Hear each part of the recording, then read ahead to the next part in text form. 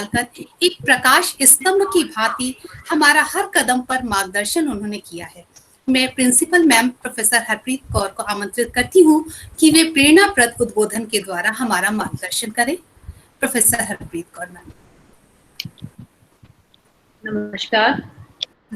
आज के वेब जो लेक्चर है उसमें जुड़े सभी उपस्थित लोगों को मेरा सादर प्रणाम।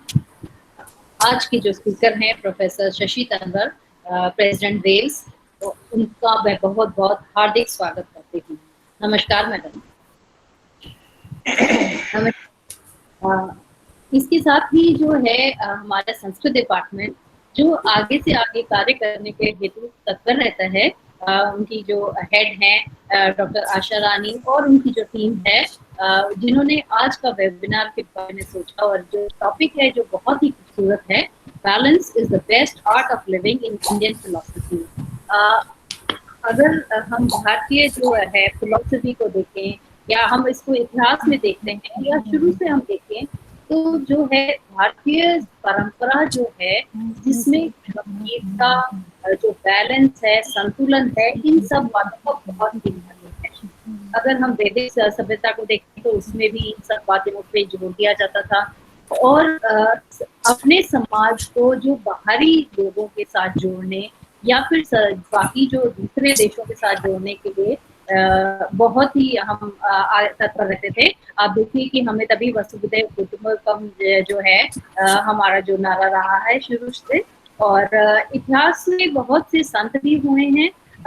जो मध्यकालीन इतिहास है उसमें बहुत से संत हुए हैं जिन्होंने जो है संतुलन पे जो है बहुत जोर दिया।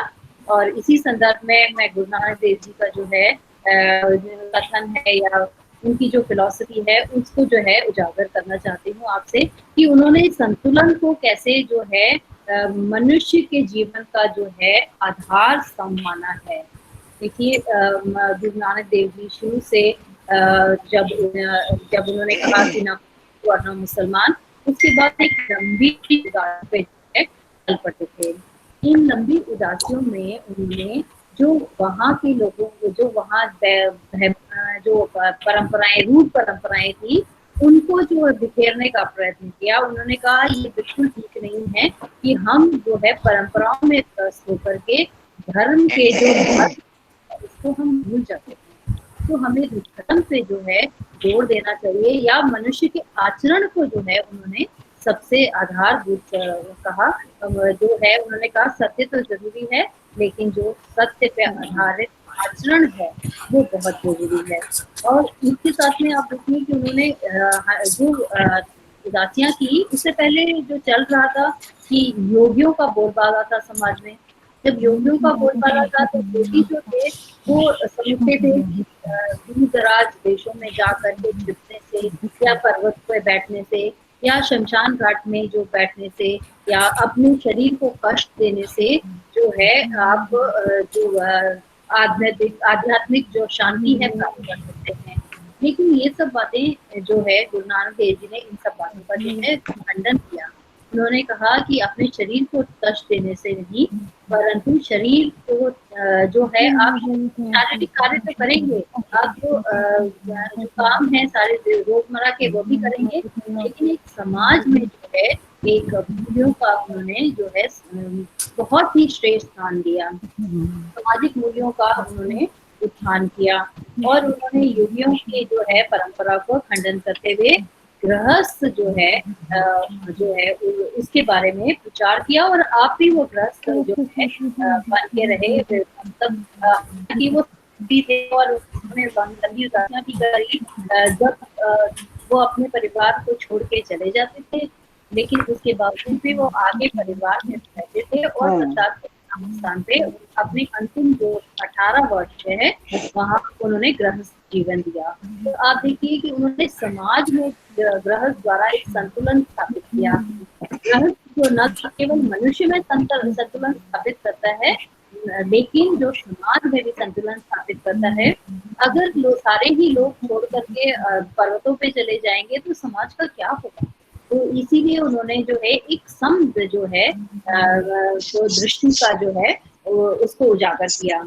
आप देखिए करतारपुर में उन्होंने कीरत करो, वर्ण छको और नाम जपो कहा। थोड़ा यानी खास उपाय करना कि आप जो है खाली नहीं बैठेंगे, आप अपना जो रोजगार है वो जो ऑनेस्टली से बहुत अच्छी तरह से कमाएंगे और आपका आचरण जो है शुद्ध होना चाहिए। इसी के साथ उन्होंने ये कहा कि जो आपने कमाया है उसमें से आपने मिल बांट के दूसरों को देना है, वर्चस्व की बात कही। और ऐसे ही उन्होंने कहा कि नाम जपो, कि आपने गृहस्थ में रहना है, गृहस्थ की समस्याओं को भी सुलझाना है, लेकिन साथ ही जो है जो आपने जो है जो आपका उद्देश्य है कि एक ईश्वर में लीन होना, तो एक ईश्वर में लीन होने की बात कही।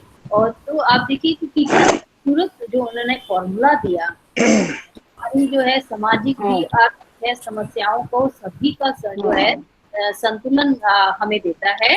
तो आज भी अगर हम इस फॉर्मूला पे चलेंगे और तो हमारा जो जीवन में कम दृष्टि है वो उजागर हो सकेगी और आगे चल के सारे गुरुओं ने इसे जो है आगे बढ़ाया। तो आप देखिए कि हमारी जो फिलॉसफी है उसमें कितना संतुलन का जो है संतुलन पे कितना जोर है। और आज जो हमें जो आधुनिक समाज में जो समस्याएं नजर आ रही हैं वो इसीलिए नजर आ रही है कि हम जो है अपनी समदृष्टि को या पॉइज जिसको हम कहते हैं उसको हम भूल चुके हैं। हम आध्यात्मिकता की के बजाय जो भौतिकता की दौड़ में जो है आगे तो लीन है और हमें आसपास के लोगों से कोई लगाव नहीं है। यहाँ तक कि हम अपनी जो है परिवार को भी पूरा समय नहीं देते हैं। तो और एक और या फिर हम अपने रोजगार में इतना लग जाते हैं। तो आज के समय में भी जब दौड़ भाग और इस तरह की चीजें जब आगे हैं तो इसलिए ये जरूरी है कि हम जो है संतुलन बना के चलें। हाँ, हमें कार्य भी करना है लेकिन परिवार को समय देना भी उतना ही जरूरी है। हमें अपने गुस्से पे भी जो है काबू रखना है। ये नहीं है कि हम हमें जो नहीं पसंद आया उस पर हम इतना नाराज हो गए। तो और समाज में भी एक संतुलन बनाना है, सामाजिक जो तत्व हैं उसमें भी आप पे लेन देन होना चाहिए। तो ये बड़ी ही खूबसूरत बातें हैं जो हमारे इतिहास में जो है इतिहास में है और जो है आज इनके साथ जुड़ना है।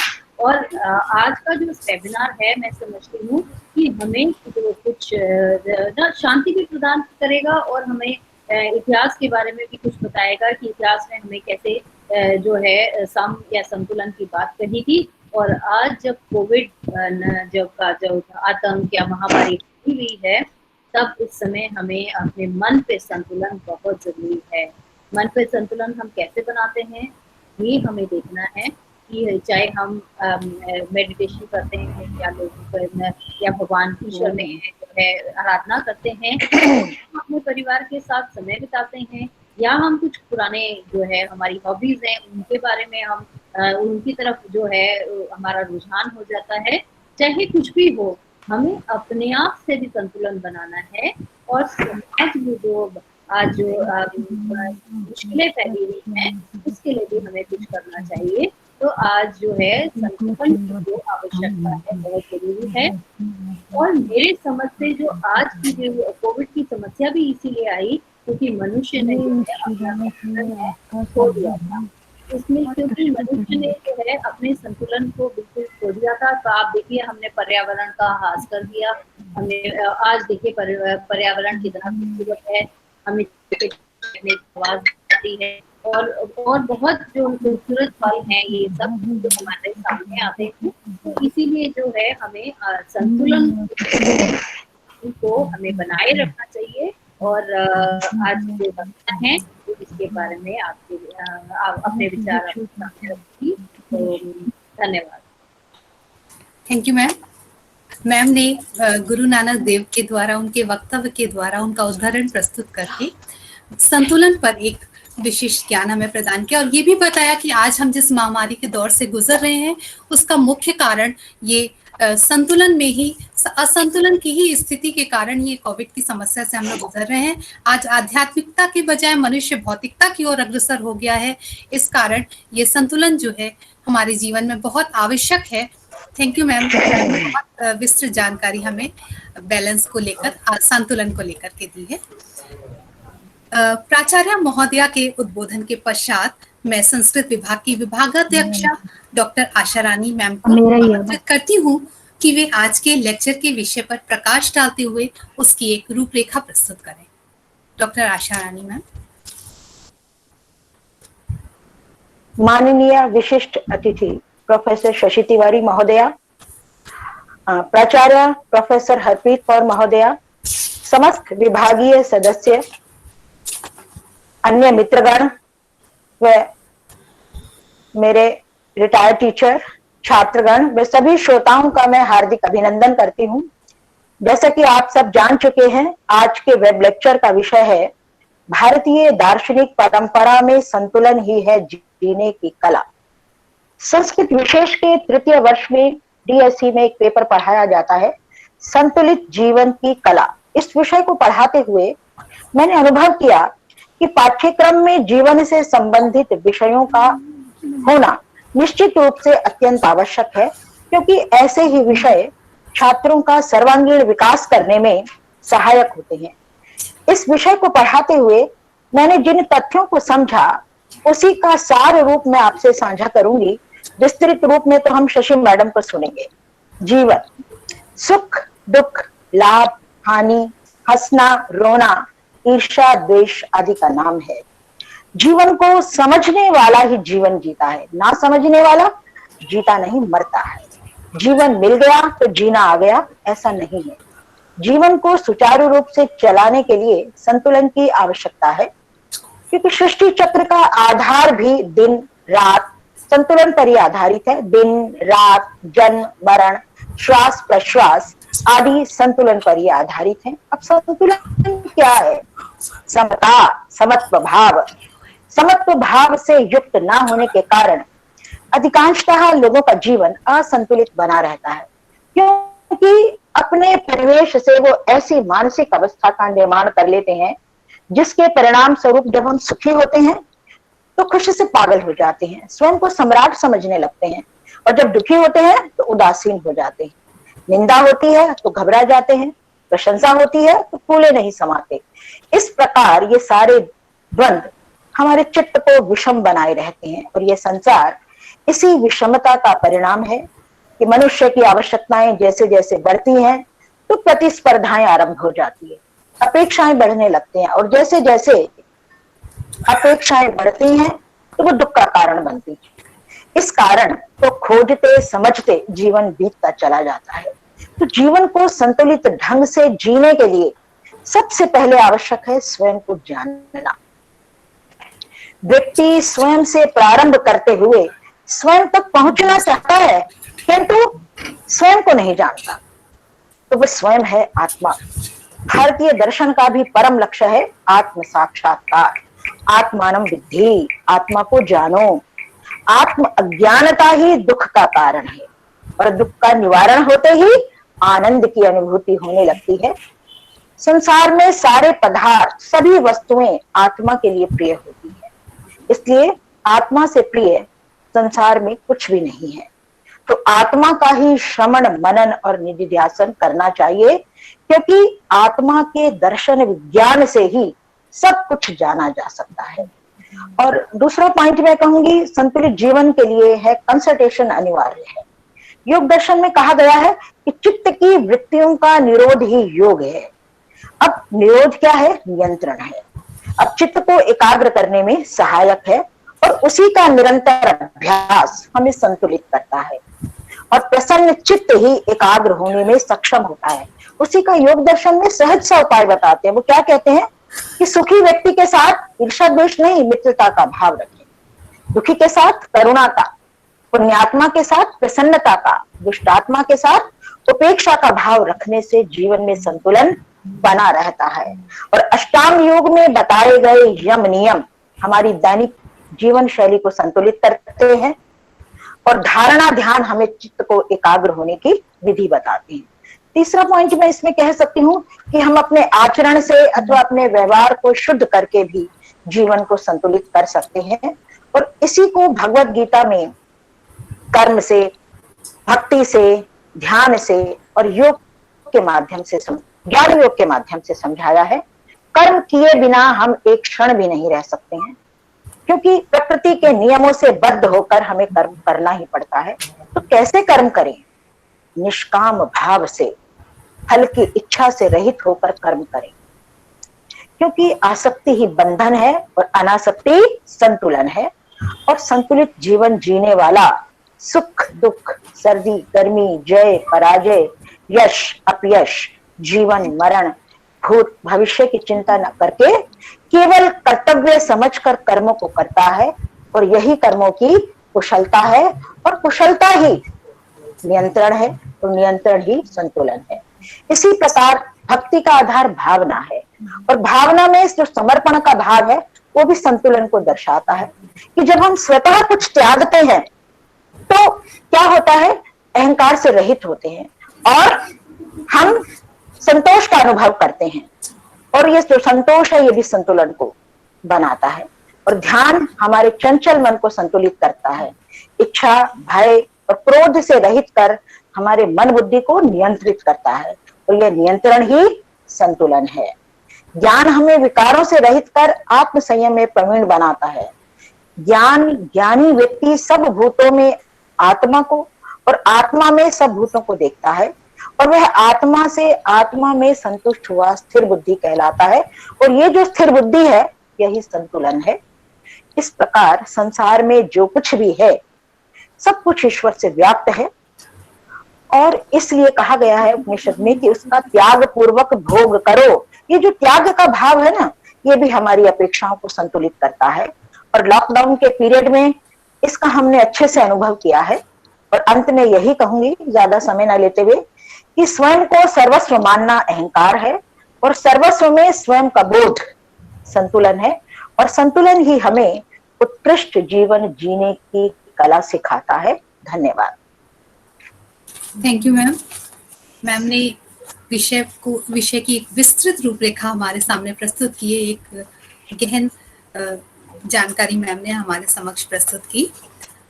अब मैं हमारी आज की विशिष्ट अतिथि एवं प्रमुख वक्त्री प्रोफेसर शशि तिवारी जी मैम का हार्दिक स्वागत करती हूँ। तिवारी मैम किसी परिचय का मोहताज नहीं, एक विलक्षण प्रतिभा की धनी, जिनकी कलम से संस्कृत का कोई भी क्षेत्र अछूता नहीं रहा, और वैदिक ज्ञान में तो उन्हें महारत हासिल है। मैं डॉक्टर कल्पना शर्मा को आमंत्रित करती हूँ कि वे शशि तिवारी मैम का परिचय देते हुए उन्हें विशिष्ट उद्बोधन हेतु आमंत्रित करें। प्रोफेसर शशि तिवारी मैम, आपका हार्दिक स्वागत है। Ma'am Kalpana Sharma. Thank you ma'am. इस वर्चुअल प्लेटफॉर्म पे मैं सबका हार्दिक स्वागत करती हूँ। एको चंद्रः तमो हंति, ज्ञान जगत में यह उक्ति मैम आपको सार्थक हो गई है। दिल्ली विश्वविद्यालय से आपका संबंध 5 दशकों से है, और आप कोई भी ऐसा व्यक्ति नहीं होगा जो वेद और equal to Shashi Tiwari ma'am ना कहता हो। मैम इंसाइक्लोपीडिया है वेद की। मैम आपका संबंध दिल्ली विश्वविद्यालय से 5 दशकों से रहा है।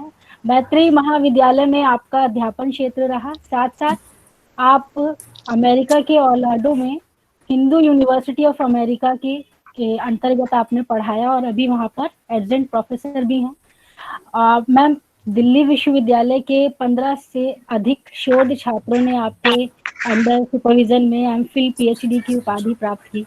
वाइडर एसोसिएशन ऑफ वैदिक स्टडीज एक संस्था है, शैक्षणिक संस्था है जो पंजीकृत भी है। आपने उसके महासचिवा और अध्यक्षा के पद को संभाला हुआ है, और वैदिक ज्ञान परंपरा के प्रासंगिक और व्यवहारिक पक्ष को आप हमारे अनजाने लोगों के सामने लाने में हमेशा प्रयासशील रहती हैं। मैम आपको संस्कृत में शोध कार्यों के लिए वेद संस्थान की ओर से 27 से अधिक पुरस्कार मिल चुके हैं, जिसमें मैं उल्लेखनीय पुरस्कार बताऊंगी। 2015 राष्ट्रपति सम्मान, महर्षि व्यास सम्मान, आपको दिल्ली संस्कृत अकेडमी से भी बहुत से पुरस्कार मिल चुके हैं। इंग्लिश, हिंदी, संस्कृत हर भाषा में आपने 100 से अधिक शोध लेख रचे, और 34 से अधिक बुक आपकी पब्लिश्ड हो चुकी हैं। मैम आज थोड़ी भावुक भी हो रही हूँ कि कोई मेरा शुभ प्रारब्ध है जो आज फलीभूत हुआ, कि आपकी साक्षात शिष्या हूँ मैं, और आज मेरे शिष्य आपको सुनेंगे। अब संतुलन को व्यवहार में लाते हुए मैं भी अपनी वाणी को संतुलित करती हूँ और आपको वक्तव्य के लिए आमंत्रित करती हूँ मैम। आप मेरे दोषों पर ध्यान न देकर मेरी शब्दावली को सुधारेंगे। मैम शशि तिवारी मैम, आप आइए। Thank you ma'am.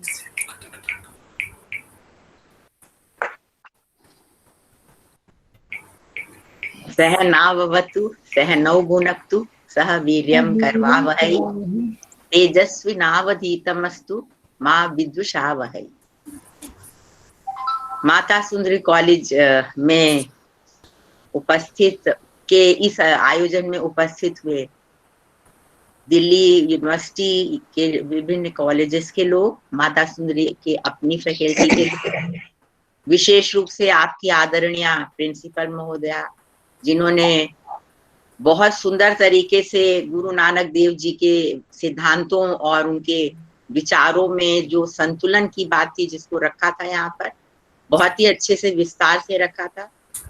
और आशा रानी जी ने जो संस्कृत विभाग में ही हैं, खुद इतना बढ़िया बोल चुकी हैं वो कि अब मुझे लगता नहीं कि कोई भी पॉइंट बचा हुआ है। उन्होंने सब जो भी दार्शनिक पक्ष है उनकी ओर इशारा कर चुकी है, व्याख्या कर चुकी है। और मोनिका मिश्रा जो इतनी सुंदर तरह से संयोजन का कार्य देख रही हैं, और कल्पना शर्मा जो अतिशयोक्ति करने में माहिर है और अतिशयोक्ति अलंकार का प्रयोग करते हुए जिसने बड़े प्रेम से बहुत आदर के साथ यहाँ पर हमारी विषय में बातें रखी हैं।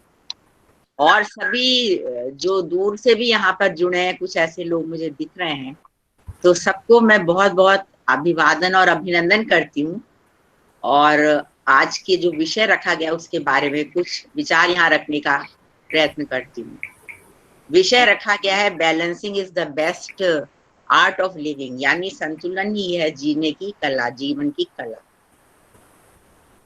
अभी संतुलन के बारे में सभी वक्ताओं ने अपने विचार रखे हुए हैं, इसको बैलेंसिंग इंग्लिश में कहते हैं या फिर सिंथेसिस भी कहते हैं। इसके समकक्ष शब्द और हैं, लेकिन जो शब्द ये कहना चाहता है वो शायद किसी में है नहीं। जैसे इसके आसपास के कुछ शब्दों का प्रयोग प्रिंसिपल महोदया ने भी किया, सम है या कि समन्वय है, शांति या सद्भाव भी कह सकते हैं, लेकिन एग्जैक्टली जो बात संतुलन में है वो इसमें नहीं होती है। तो पहले तो ये समझने की जरूरत है कि संतुलन का तात्पर्य क्या है। इंग्लिश में जब परिभाषा करते हैं तो कह देते हैं कि combination of often diverse concepts. जो डाइवर्स कॉन्सेप्ट हैं, विरोधी सिद्धांत हैं, उनमें संबंध बैठाना, कॉम्बिनेशन करना, ये बैलेंसिंग कहलाता है।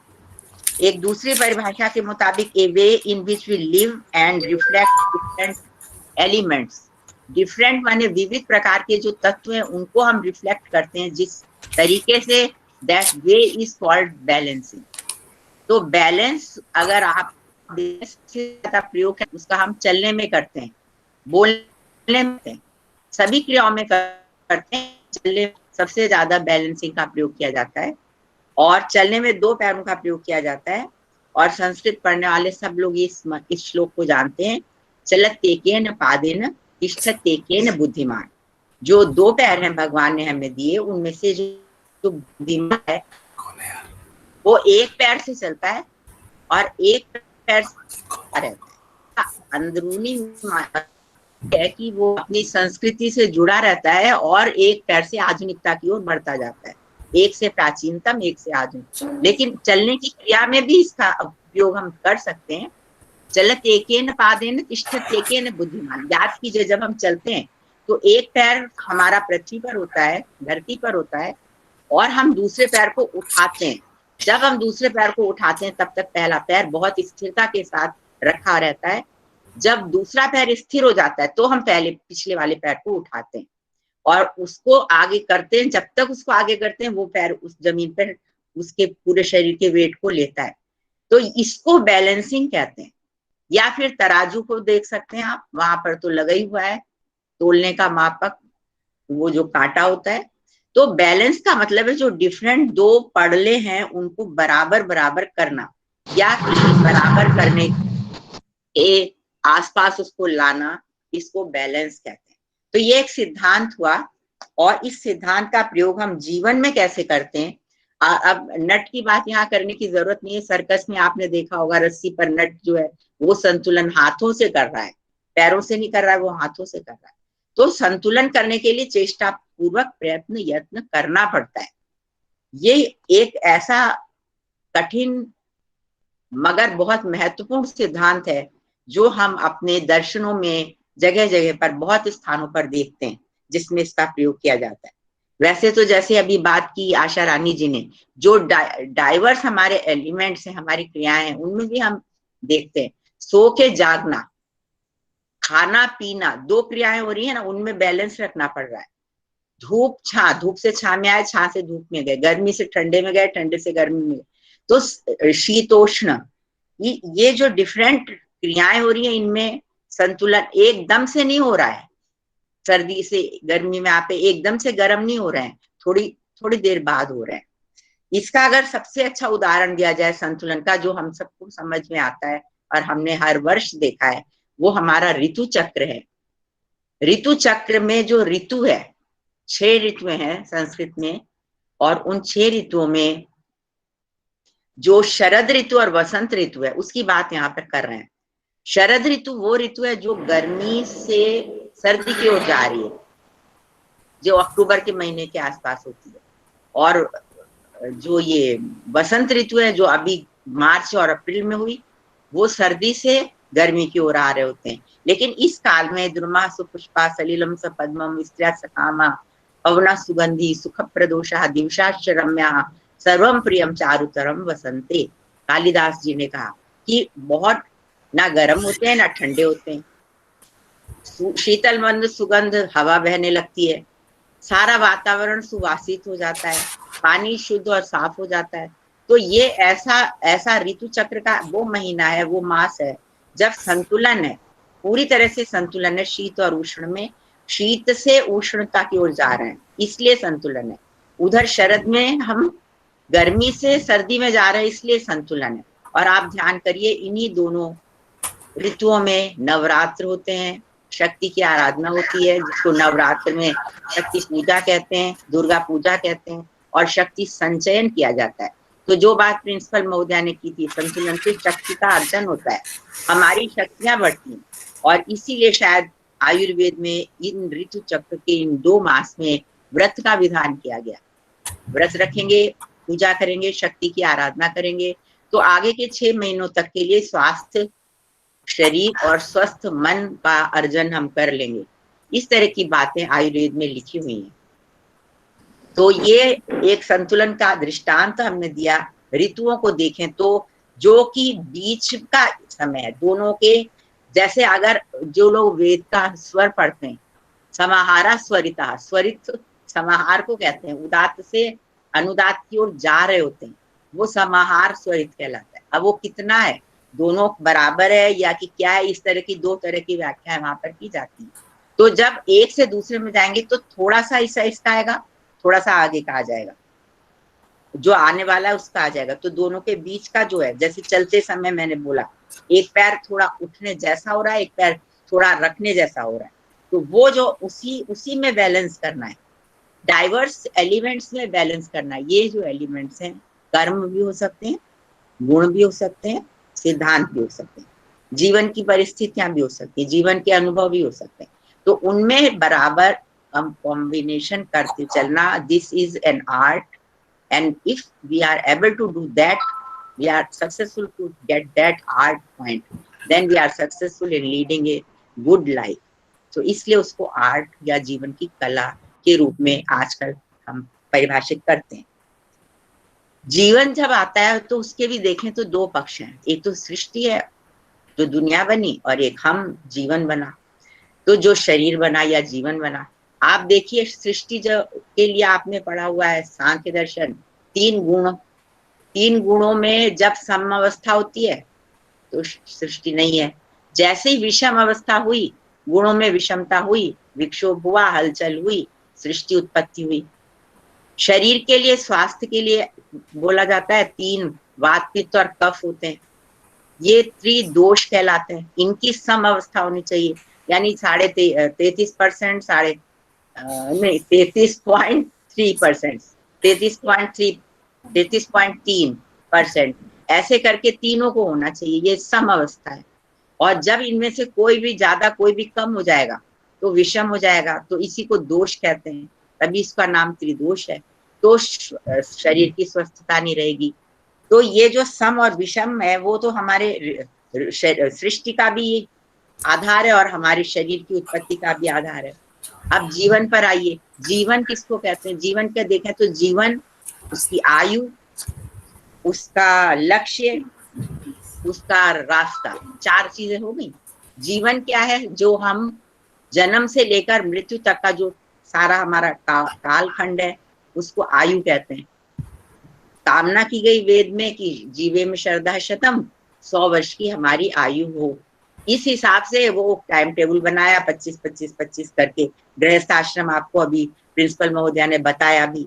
तो ये 25-25 का उन्होंने कैलकुलेशन करके अपना टाइम टेबल, अपने काम, अपने सब कुछ तय करे हुए हैं। तो हमारे तो 100 साल से एज कम होनी नहीं चाहिए, होगी तो हमारा टाइम टेबल गड़बड़ हो जाएगा, कुछ ना कुछ छूट जाएगा।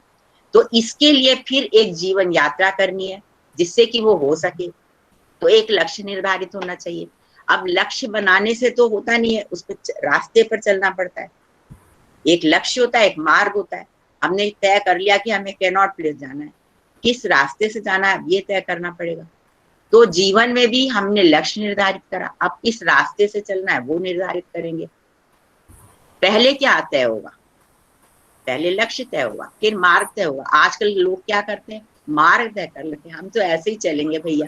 अब ऐसे ही चलेंगे मगर जाओगे कहाँ वो तो पता नहीं है। तो लक्ष्य भी तो एक, चाहे वो वर्ष का हो, चाहे वो सप्ताह भर के लिए हो, छोटा सा कोई प्रोजेक्ट है, कोई बड़ा प्रोजेक्ट है, जैसा भी है, मगर पहले एक गोल तय होगा ना, फिर उसके रास्ते, साधन, मीन्स बनाए जाएंगे। तो ये जीवन के चार आयाम दिख रहे हैं। जब हम जीवन की शक्तियों पर ध्यान दें, बहुत संक्षेप में बात करते आगे बढ़ते हैं। हमारे पास जो फैकल्टीज हैं, जो हमारे पास ईश्वर ने शक्तियां दी, एक शरीर दिया, एक मन दिया, एक बुद्धि दी और एक आत्मा तो है ही। तो सबकी अपनी अपनी रिक्वायरमेंट्स है, तो बैलेंसिंग भी सबकी अपनी अपने तरह से होगी, तब जाके वो बैलेंस होगा ना। शरीर को अपनी बैलेंसिंग करनी है अपने तत्वों में, खाना पीना इत्यादि इत्यादि। मन को अपनी बैलेंसिंग करनी है, जो भावों की बात अभी करके गए कि गुस्सा करना, हंसना, रोना, इनमें बैलेंसिंग करनी है। बुद्धि को जो उसको ज्ञान चाहिए, जो उसको समझ चाहिए, जो पढ़ाई लिखाई, उसमें उसको क्या चाहिए, उसमें उसको संतुलन रखना है। और चेतन आत्मा को हम छोड़ देते हैं, वो थोड़े हाई बातें हैं, उसको तो सच्चित और आनंद चाहिए।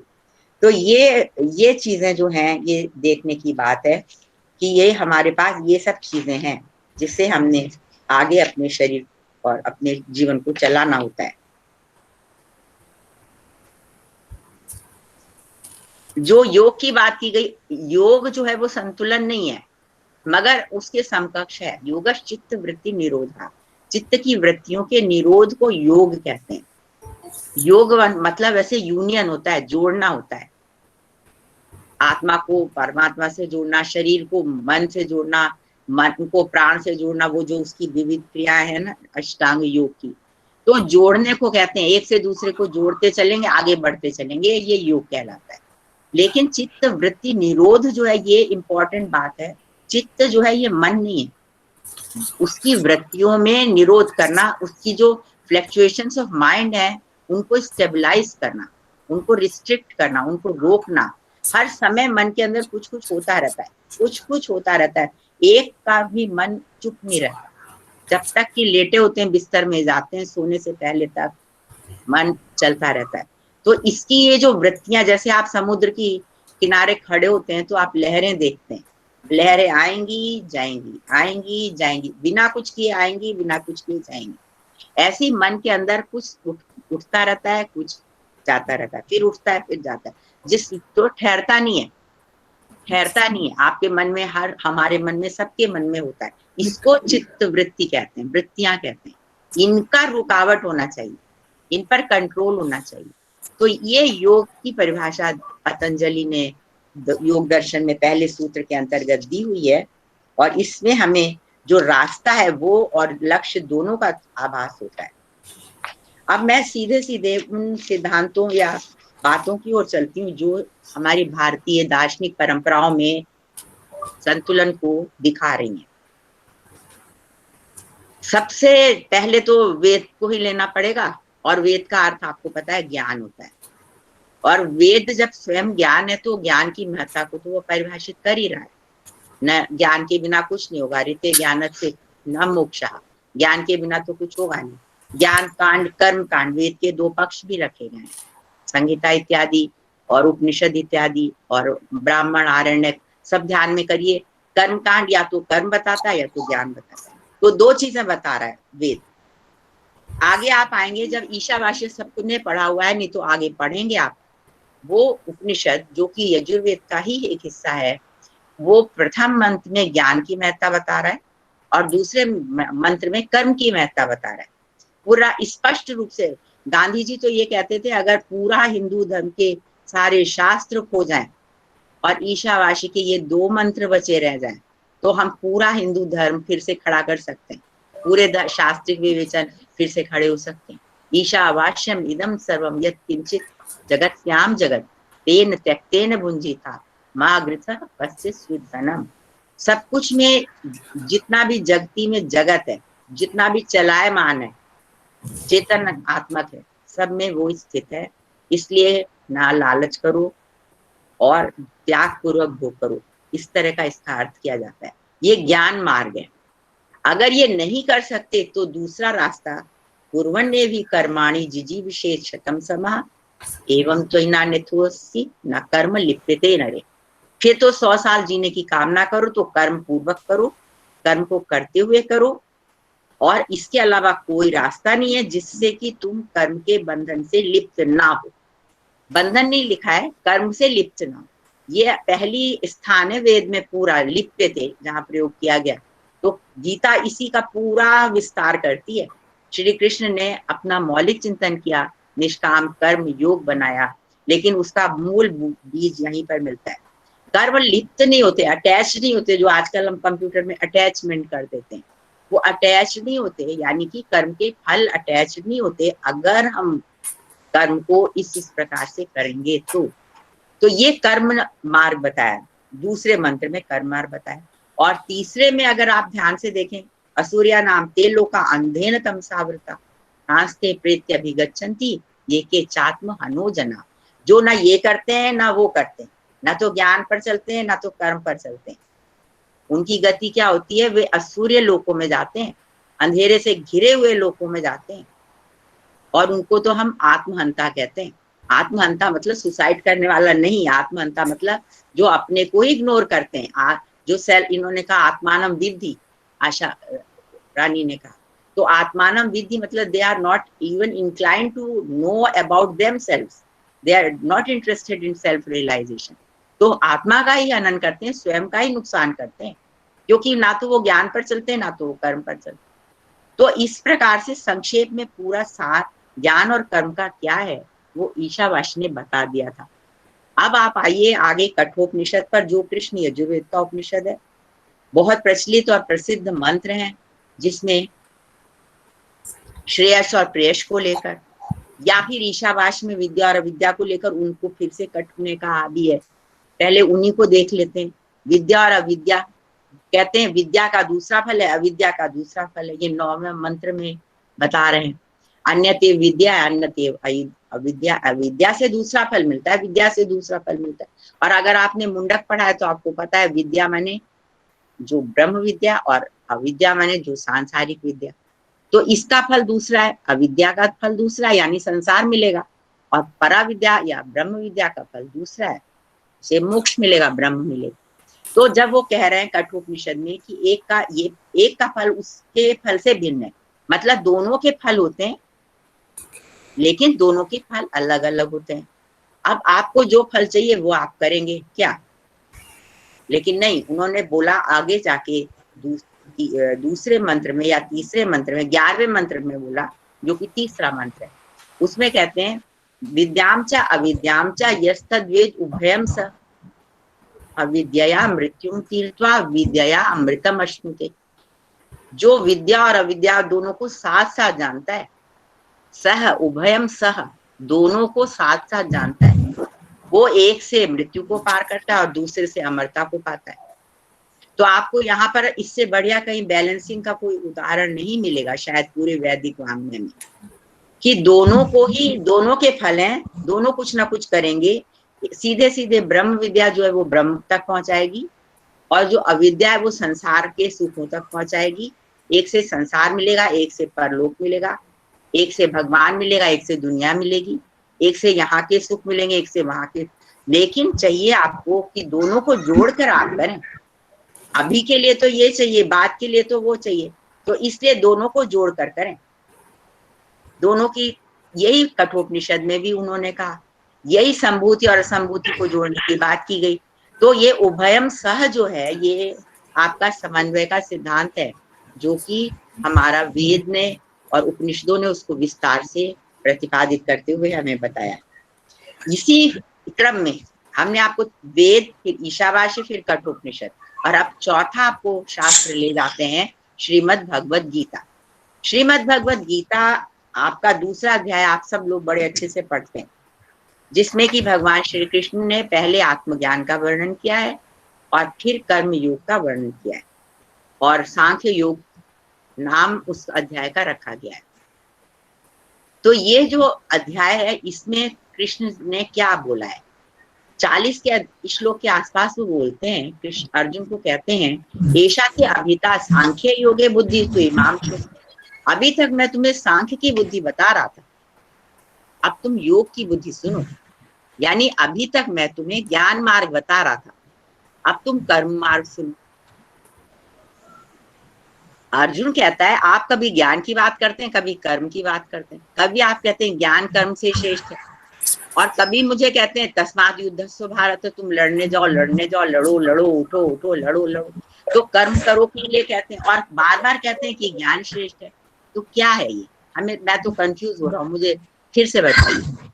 तो वहां पर आचार्य लोग, जो टीकाकार हैं, भाष्यकार हैं, लोगों ने बहुत लंबी व्याख्याएं की हैं, और शंकराचार्य जी का तो ये कहना है कि दोनों का समन्वय नहीं हो सकता, लेकिन बहुत सारे भाष्यकार, ज्यादातर भाष्यकार कहते हैं दोनों का समन्वय हो सकता है। ज्ञान और कर्म को मिलाकर करने के लिए भगवान ने कहा है। अर्जुन कंफ्यूज हो रहा है, वो गलत हो रहा है।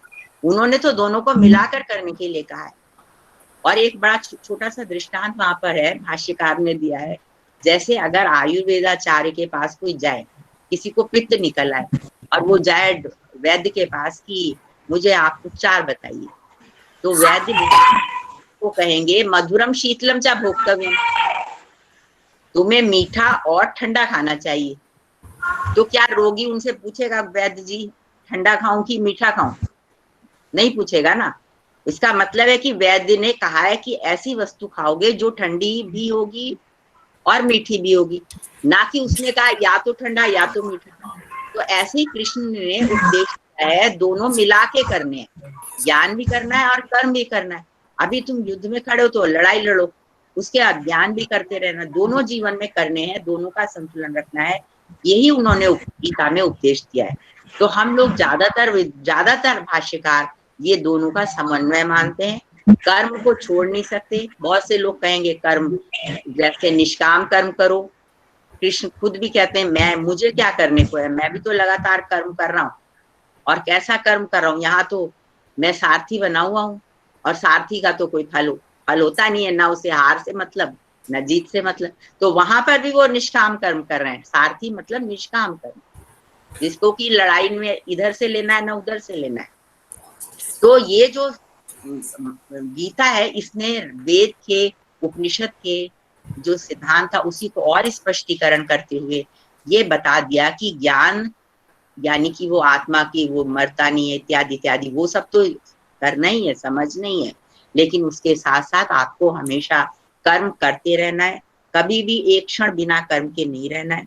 वो अपना उदाहरण बोलते भी हैं कि मुझे करने को क्या है, मैं यहाँ क्या करने आया हूँ, मेरे तो कोई प्रारब्ध है नहीं जो मैं भोगने आया हूँ, फिर भी मैं लगातार कर रहा हूँ। अभी लड़ाई में भी मैं सारथी बन के काम कर रहा हूँ।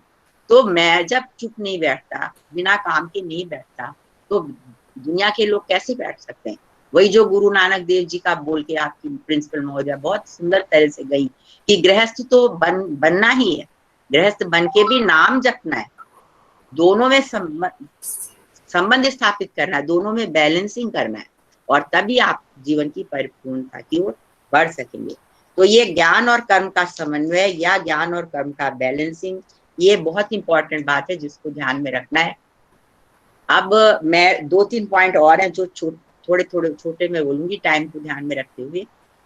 जैसे कि बात वो कर ही चुके हैं पातंजल योग दर्शन में, आशा रानी कर चुकी हैं, यम और नियम, अहिंसा, सत्य, अस्तेय, ब्रह्मचर्य, परिग्रह इत्यादि। तो वो और नियम, इसके बाद नियम है, लेकिन सोचने की बात है कि पहले यम है, जो नहीं करने हैं वो पहले बताए जा रहे हैं। क्यों? जो करने हैं वो बाद में बताए जा रहे हैं।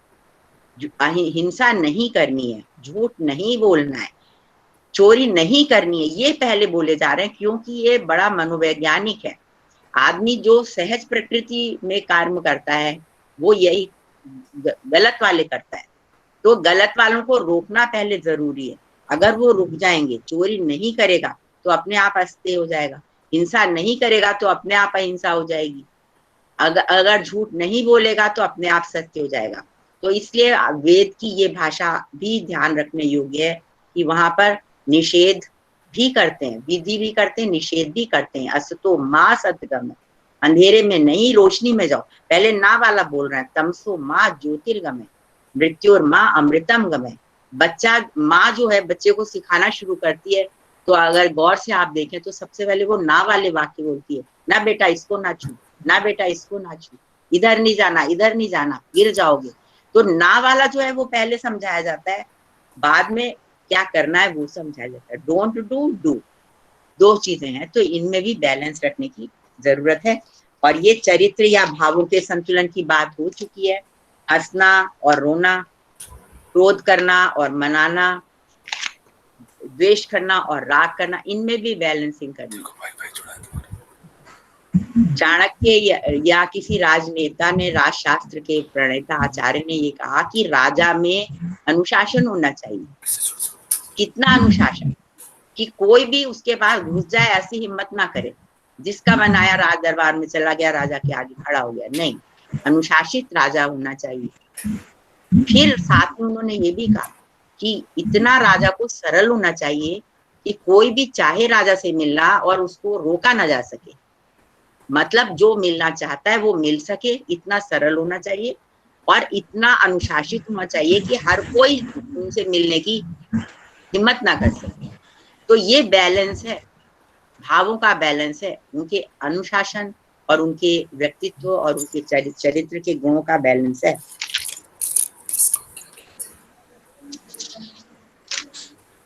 एक दर्शन है जिसका नाम माध्यमिक दर्शन है, मध्यम मार्ग। जब अक्सर कोई डिसीजन नहीं हो पाता, निर्णय नहीं हो पाता, और मेरे से कोई पूछता है तो मैं कहती हूँ मध्यम मार्ग अपना लो, ये थोड़ा ये कर लो, थोड़ा वो कर लो, दोनों के बीच का कर लो। मध्यम मार्ग आपने सुना होगा। तो ये भी एक दृष्टि है जो बैलेंस से ही निकली है। और समय को मैं देख रही हूँ, शायद मेरा समय हो चुका है, इसलिए मैं आगे बात को नहीं बढ़ाती हूँ। और एक इसी के साथ हम खत्म करते हैं। जो समन्वय करने की दृष्टि, आपने वेद के देवताओं का सुना होगा, सब देवता एक ही परमात्मा का रूप है, सब ईश्वर जितने भी भगवान है सब एक हैं। तो जो हमारा दर्शन, हमारी संस्कृति जो एकात्मवाद सिखाती है, सब में एक है, वसुधैव कुटुंबकम है, अनेकों में एक है, एकम सद बहुधा विप्रा वदन्ति इत्यादि, कोई भेदभाव नहीं है। ये जो भारतीय दृष्टिकोण है, दर्शन का दृष्टिकोण है, वो इसी संतुलन के रास्ते से निकलता है। अगर वो लक्ष्य है तो ये उसका मार्ग है। आपको समझ आ रहा है? संतुलन लक्ष्य नहीं है, मैं संतुलन को एक साधन मान रही हूँ, और लक्ष्य तो हमारा एकात्म है, एक होना है, एकत्व को समझना है। तो वो जो लक्ष्य है उस तक पहुंचने के लिए संतुलन एक बहुत बड़ा मीन्स है, एक रास्ता है, लक्ष्य का रास्ता है। इसीलिए आपको जो आपका टाइटल आपने रखा है कला, कला जो होता है वो एक बड़ा सजाने वाली चीज होती है। तो ये रास्ता जो है ये जीवन को सजा देता है, जीवन की कला है। संतुलन जीवन की कला है जब हम कहते हैं, तो जीवन को सुशोभित कर देता है और जिधर हम जाना चाहते हैं उधर हमारे लक्ष्य की ओर ले जाता है। इसी को कर्म कौशलम से भी जोड़ सकते हैं। उन्होंने कर्मों को की कुशलता योग को बताया, योगा कर्मशु कौशलम समत्वम योग उच्यते जी कृष्ण ने। और इधर संतुलन जो है उसको हम बता रहे हैं कला, जैसे जीवन संवारने वाली कला, मतलब खूबसूरत बनाने वाली कला। मोनिका जी के पीछे फूल रखे हुए हैं, तो वो फूल जैसे वो सजा रहे हैं, वातावरण को सुशोभित कर रहे हैं। तो इसलिए जो शरीर अगर संतुलन रखते चलोगे, बैलेंस रखते चलोगे, ऐसे फालतू में ना ज्यादा गुस्सा करोगे, ना ज्यादा दुखी होगे, ना ज्यादा समय कृत्वा सुख दुखे समय कृत्वा लाभा लाभो जया जयो, वो सम रहोगे, शांत रहोगे, एक से रहोगे, तो संतुलन रहेगा। तो ये सुंदर जीवन जिया जाएगा और हम जो हमारा लक्ष्य है उसका आध्यात्मिक है तो वो, शारीरिक है तो वो, भौतिक है तो वो, उसमें पहुंचेंगे। बैलेंस ऑफिस में करिए, घर के काम में करिए, ऑफिस के काम और घर के काम में करिए, परिवार में करिए, अपने में करिए, ससुराल और मायके में करिए, हर जगह बैलेंस करने की जरूरत है। भाइयों भाइयों में करिए, बहन बहनों में करिए, पड़ोसियों में करिए।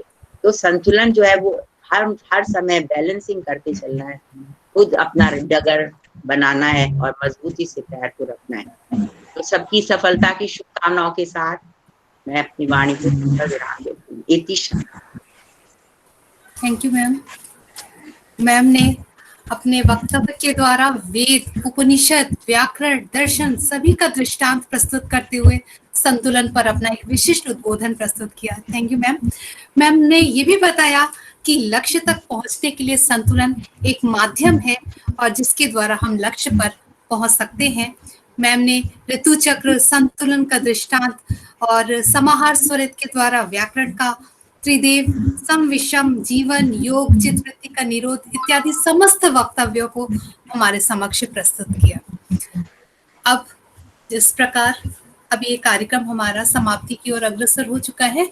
मैं उपस्थित समस्त आगंतुकों से निवेदन करना चाहती हूँ कि वे अगर ये मैम से कोई प्रश्न पूछना चाहते हैं तो वे चैट बॉक्स में अपने प्रश्नों को सेंड कर दें, जिससे हम मैम के समक्ष उन प्रश्नों को रख सकें। अगर कोई मैम से प्रश्न पूछना चाहता है मैम के वक्तव्य से संबंधित।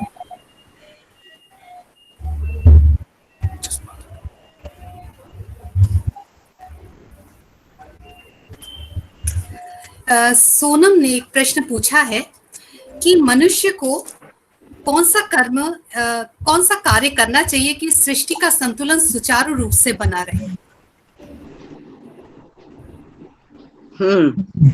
पूरी सृष्टि ठीक है, सुनाई पड़ रहा है? Yes ma'am.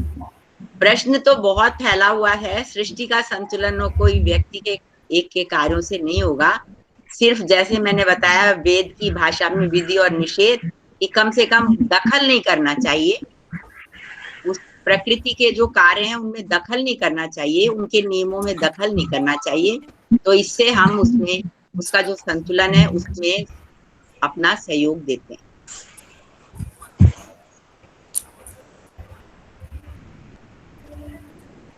मैम के वक्तव्य की सभी ने प्रशंसा की है और मैम का आईडी भी कुछ आगंतुकों ने मैम का आईडी भी मांगा है कि जिससे मैम से भविष्य में उनसे संपर्क कर सके और ज्ञान अर्जित करने के लिए। और किसी को कोई प्रश्न मैम के वक्तव्य से संबंधित, मैम ने अपना संपूर्ण ज्ञान आज हमारे समक्ष उड़ेल दिया और हम सभी उससे पूरी तरह से सराबोर हो गए इस ज्ञान से। पूजा जग्गी मैम ने एक प्रश्न पूछा है मैम।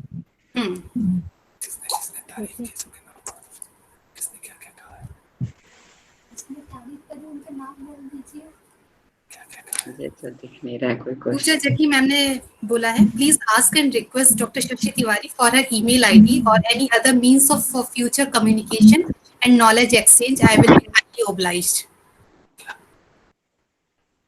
मैम ने आपका आईडी। अच्छा, मैं यहीं पे लिख देती हूँ। ठीक है, ठीक है, थैंक ठीक यू है। Ma'am, thank you so much. ठीक है। मैम अभी तो मैं आपके लेक्चर को प्रोसेस कर रही हूँ, तो इसीलिए लेक्चर से रिलेटेड तो प्रेशर नहीं है, पर इतना पता है कि आपसे अगर कम्युनिकेशन रहेगी तो बहुत कुछ सीखने को मिलेगा, तो इसीलिए मैंने रिक्वेस्ट की। जी, आपका नाम क्या है? पूजा जग्गी हूँ मैं, साइकोलॉजी डिपार्टमेंट से मैम। अच्छा, ठीक है। मैम और वैसे पर्सनल लेवल पे बहुत ज्यादा इज्जत करती हूँ अपने पुराने स्क्रिप्चर्स की, पर क्योंकि हिंदी और संस्कृत में मेरा हाथ तंग है, तो बहुत कम नॉलेज है, इसलिए बहुत अच्छा लगा ये लेक्चर अटेंड। साइकोलॉजी का अभी उद्गम वेद से ही हुआ है। जी बिल्कुल, कनेक्शन सब पता है, भाषा पे पकड़ नहीं है, और बहुत ज्यादा मानती हूँ, और सारा ज्ञान नहीं है, इतना मुझे पता है। देखो मैंने लिख दिया है, गया आईडी? हाँ जी मैम, चेक कर लेंगे। हाँ जी मैम, मिल गया, thank you so much. Doctor Meenakshi Swami ने मैम को धन्यवाद कहा है और बोला है, thank you professor Shashi Tiwari ji, balancing is being explained so very nicely with references to our ancient text. और भी सभी ने मैम के वक्तव्य की बहुत पूरी पूरी प्रशंसा की है। हेलो, हाँ हेलो, बोलिए बोलिए, सुनाई दे रहा है। अच्छा आवाज आ रही है? मुझे आ रही है। ओके, पहले तो मैं आप सबसे क्षमा चाहूंगा, क्योंकि तकनीकी कमी की कमजोरी की वजह से ये हम आपसे जुड़ नहीं पाए, और मंगलाचरण का जो एक कार्यक्रम रखा था वो उस तरीके से नहीं हो पाया। पर इस पूरे कार्यक्रम में बहुत सारी चीजें एक साथ घटित हुई हैं, और निश्चित रूप से इन सबको अगर हम समेकित रूप में देखें तो माता सुंदरी कॉलेज और संस्कृति विभाग के साथ साथ सभी लोगों को हार्दिक बधाई है कि इस तरह का जो कार्यक्रम है निश्चित रूप से संस्कृत के साथ साथ प्राचीन के साथ साथ नवीन को जोड़ने का एक उत्तम और उत्कृष्ट प्रयास है। और निश्चित रूप से इसे भी हम संतुलन ही कह सकते हैं कि प्राचीन, पुरातन और नूतन को जोड़ना, भी प्राचीन विज्ञान के साथ साथ नवीन तकनीकी का इस्तेमाल करना, यह भी अपने आप में एक संतुलन है। बिल्कुल सही है। और कुलदीप जी आप दिख रहे हो, अब ऐसी बात नहीं है, आप दिखाई भी दे रहे हैं और आप सुनाई भी दे रहे हैं ठीक से, और आप जो कह रहे हैं वो सब मैं उससे पूरी तरह सहमत हूँ। सही कह रहे हैं आप बिल्कुल। तो आपको मिस तो करा था मंगलाचरण के समय, लेकिन अब आपने बोल दिया तो वो सब हम भूल चुके हैं कि कुछ नहीं, इस कार्यक्रम वैसे तो एक कार्यक्रम समाप्ति की ओर है। यदि कुछ बातें अगर मेरी ओर से कही जाएं, यदि मुझे अनुमति हो तो मैं कुछ बातें यहाँ रखना चाहूंगा। मोनिका बताएंगी। हाँ सर आपको आमंत्रित किया जाता है सर, आप सादर आमंत्रित हैं। माननीय रिस्पेक्टेड प्रिंसिपल मैम तो संभवतः होंगी या नहीं, पर फिर भी उनका भी इस कार्यक्रम में हार्दिक स्वागत रहा है। और हमारे जितने भी उपस्थित और अनुपस्थित छात्र छात्राएं हैं, मैं देख रहा हूं कि यहाँ महाविद्यालय के ही नहीं अपितु शशि प्रभा मैम के भी बहुत से जो स्टूडेंट हैं, छात्र हैं, वो उपस्थित रहे हैं। और कई ऐसे लोग जो हमारे विभाग के नहीं है, संस्कृत विभाग के, वे लोग भी यहाँ इस पूरी मीटिंग में उपस्थित हैं। पूजा जग्गी मैम है, मीनाक्षी मैम है, और भी कई लोगों के नाम मैं मिस कर रहा हूँ, डॉक्टर जरीन मैम है, और जिन जिन लोगों के नाम मैं मिस कर रहा हूँ सबका मैं हार्दिक स्वागत और हार्दिक अभिनंदन करने के साथ साथ सबका आभार व्यक्त करते हुए यह कहना चाहूंगा कि संतुलन के संबंध में जितना कहा जाए उतना थोड़ा है, लेकिन इस विषय को मैं कैरियर काउंसलिंग से और जोड़ना चाहूंगा। अगर हमारे बच्चे यहाँ उपस्थित हैं कुछ और वो सुन रहे हैं, तो पहले तो मैं कुछ ये कहना चाहूंगा कि चाणक्य ने इस विषय को बहुत लघु वाक्य में समेटा है, और इस विषय को सब लोग समझते हैं, अति सर्वत्र वर्जयेत्। अति का अर्थ है कि किसी भी विषय में एक सीमा से आगे बढ़ना, चाहे वो सकारात्मक हो या नकारात्मक, क्योंकि सभी चीजें वस्तुतः यदि संतुलित हैं तो अच्छाई की ओर ही होता है सब कुछ। लेकिन यदि कोई भी चीज बहुत अच्छी है लेकिन अगर उसको एक लिमिट से, एक सीमा से अधिक किया जाए तो वह नकारात्मक हो जाती है। तो चाणक्य ने इसको अति सर्वत्र वर्जयेत के रूप में समेटा है, कहा है। और यदि हम ये कहें कि पूर्णता जीवन की सबको अपेक्षित रहती है, जीवन की जो पूर्णता है, सभी क्षेत्रों में उन्नत हो जाऊं, सभी क्षेत्र में उन्नति प्राप्त कर लूं, इस प्रकार का जो लक्ष्य है, आनंद का जो लक्ष्य है और सुख का जो लक्ष्य है, वह संतुलन के ही माध्यम से जाता है। इस कार्यक्रम के माध्यम से जो यह समझाने का या संस्मरण कराने का प्रयास किया गया है, निश्चित ही सराहनीय है। इसके लिए हमारा संस्कृत विभाग और माता सुंदरी कॉलेज के जितने भी हमारे उपस्थित अनुपस्थित जो भी अध्यापक जन हैं, प्राचार्य हैं, छात्र छात्राएं हैं और जितने भी हमारे तकनीकी विशेषज्ञ हैं, उन सबका मैं आभार व्यक्त करता हूँ। एक महत्वपूर्ण बात जो मैं छात्रों से कहना चाहूंगा कि आजकल कैरियर काउंसलिंग के संदर्भ में बहुत कुछ छात्रों के लिए दिया जा रहा है और इस संबंध में हमारी छात्राएं बहुत परेशान रहती हैं कि मुझे ये खाना चाहिए अथवा नहीं खाना चाहिए, मुझे ये पढ़ना चाहिए अथवा नहीं पढ़ना चाहिए, मुझे जीवन का जो क्षेत्र है वो किस दिशा में तय करना चाहिए। जैसा कि मैम ने पहले कहा कि पहले लक्ष्य तय करो, उसके पश्चात संतुलन उसमें आगे बढ़ने में आपकी मदद करेगा, सहायता करेगा। तो मैं कितना सोऊं और कितना जागूं, कितना पढ़ूं और कितना ना पढ़ूं, कितना मैं घूमने जाऊं कितना ना जाऊं, कितने लोग कितने दोस्तों के साथ मेरे रिश्ते हों और कितने ना हो, ये सारा जो विषय है ये संतुलन पर आधारित है, इस विषय पर आधारित है कि आपका लक्ष्य क्या है। तो इस दिशा में भी अगर हम सोचें और छात्र जो कि करियर के लिए विशेष रूप से चिंतित होते हैं तो उसमें भी उनको सहायता मिलेगी कि मेरा बैंकिंग में इंटरेस्ट था लेकिन अब किसी वजह से मुझे इकोनॉमिक्स पढ़ने को नहीं मिली या कुछ और पढ़ने को मिल गया, तो क्या मैं इकोनॉमिक्स छोड़ दूं या ना छोड़ दूं? मुझे संस्कृत पढ़ने को मिल गया तो क्या मैं तरक्की कर सकता हूं या नहीं कर सकता हूं? तो ये जो विषय है कि छात्राओं को बहुत परेशान कर रहे हैं और मुझे लगता है कि कुछ भी पूरी तरह से छोड़ने की आवश्यकता नहीं है। आवश्यकता यह है कि हम सबको साथ लेकर चलें और अपने मन में जो तनाव होता है, विशेष प्रकार का टेंशन होती है कि मुझे ये करना चाहिए कि नहीं करना चाहिए, जीवन में सब कुछ सीखने के लिए होता है और सब कुछ सीख कर आगे बढ़ा जा सकता है। इसी दृष्टि से संतुलन का महत्व है और अपनी रुचि का और अपनी अभिवृत्ति का, अपनी आजीविका का सबका ध्यान रखते हुए हमें संतुलन को साथ में लेते हुए लक्ष्य की ओर आगे बढ़ना चाहिए। इस विषय को अपनी क्षमता के अनुसार कहते हुए मैं इस कार्यक्रम को आगे बढ़ा रहा हूँ या समाप्ति की ओर बढ़ा रहा हूँ और doctor Mishra Monika ma'am, doctor Asha ma'am, doctor Harsha ma'am, doctor Kalpana ma'am और डॉक्टर शशि तिवारी मैम जो कि हमारी विशेष अतिथि रही हैं, doctor Harpreet Kaur ma'am, Meenakshi ma'am, Pooja ma'am और जितने भी नाम मुझसे छूट रहे हैं सबको मैं हार्दिक आभार व्यक्त करते हुए मोनिका मैम को कार्यक्रम की समाप्ति के लिए निवेदन करता हूँ। सर, समस्त आगंतुकों का धन्यवाद ज्ञापन करते हुए आप कार्यक्रम का औपचारिक समापन कर दें सर।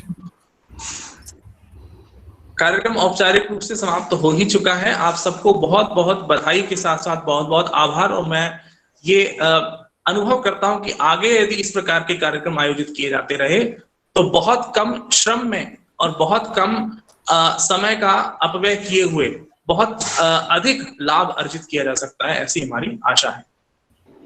मैं भी धन्यवाद देती हूँ विशेष रूप से प्रिंसिपल महोदया को और इसलिए भी कि आप सारे टाइम यहाँ बैठे रहे और इतनी अच्छी बातें आपने बोली। मुझे तो लगा सारा उस जो निचोड़ था वो तो आप पहले ही बोल चुके थे, तो बहुत अच्छा लगा। सारे टाइम प्रिंसिपल को कहाँ बैठने का टाइम मिलता है, तो आपने इन लोगों का मान।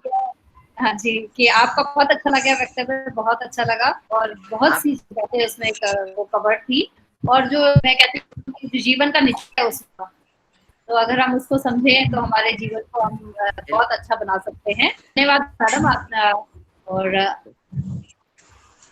आशा मैडम, कुलदीप और सब मोनिका मैडम, सबका जो है बहुत बहुत धन्यवाद, उन्होंने बहुत अच्छा काम किया। Thank you ma'am. Thank you. Thank you ma'am. Thank you principal ma'am. अच्छा। Thank you ma'am. इसी के साथ कार्यक्रम का औपचारिक समापन होता है।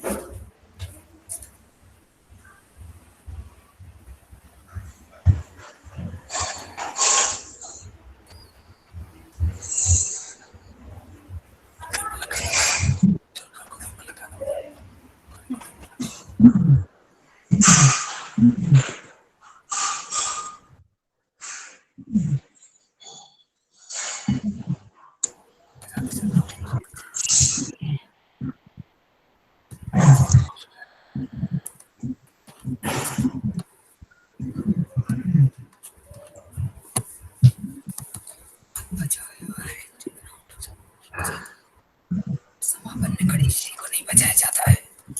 समापन में गणेश जी को नहीं बजाते। क्या करते?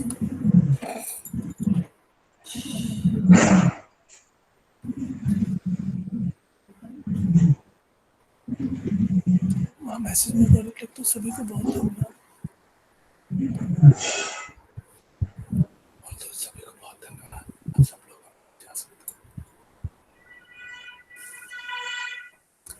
समस्त आगंतुकों का बहुत बहुत धन्यवाद कि उन्होंने धैर्य पूर्वक समस्त विषयों पर सुना, समस्त विषयों को ध्यान से सुना। और अब मैं आज के कार्यक्रम को समाप्त करती हूँ।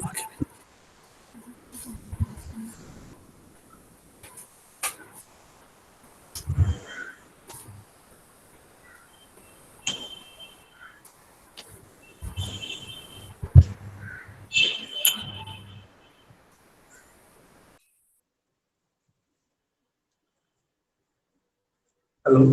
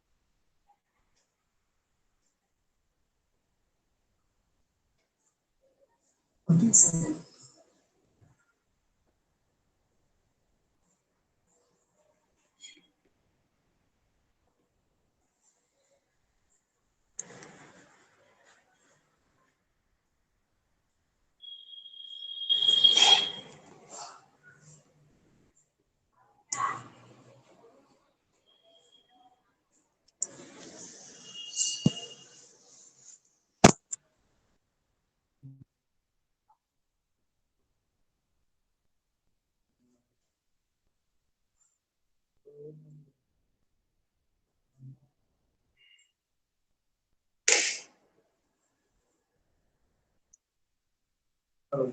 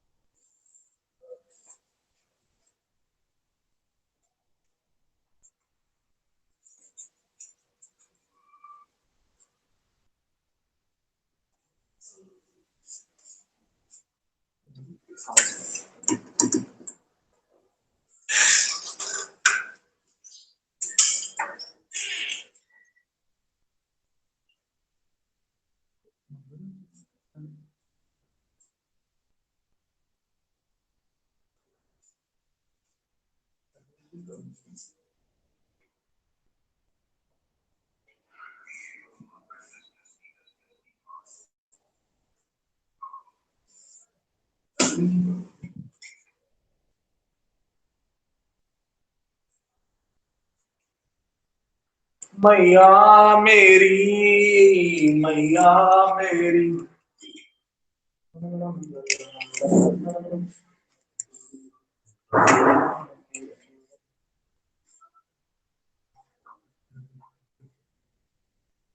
ओ मेरी मैया।